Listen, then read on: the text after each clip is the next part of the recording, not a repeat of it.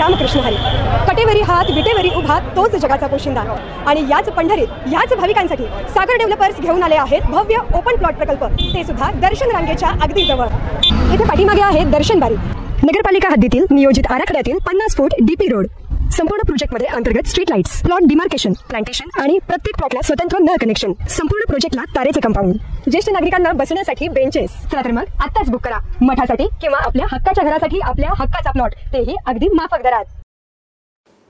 चंद्रपूर गडचिरोली सीमेलगतच्या वैनगंगा नदीत आंघोळ करण्यासाठी गेलेले MBBSचे विद्यार्थी बुडाल्याची माहिती समोर आली आहे. हे 3 तरुण गडचिरोलीचे रहिवासी होते. सुट्टी असल्यानं ते वैनगंगा नदीमध्ये पोहण्यासाठी गेले होते.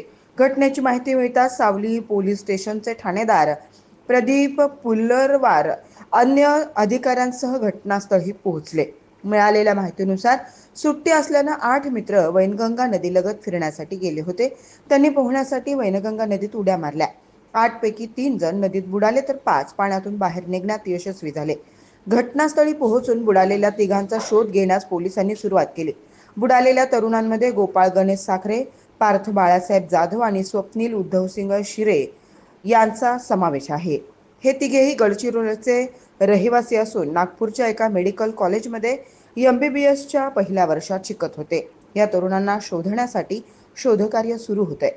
रात्र झाल्यानं शोध मोहीम थांबवण्यात आली आहे. ताज्या घडामोडी पाहण्यासाठी आमच्या YouTube चॅनलवरील PVR म्हणजेच पंढरी वार्ता या न्यूजला सबस्क्राईब करा आणि शेजारील बेल आयकॉनवर क्लिक करा.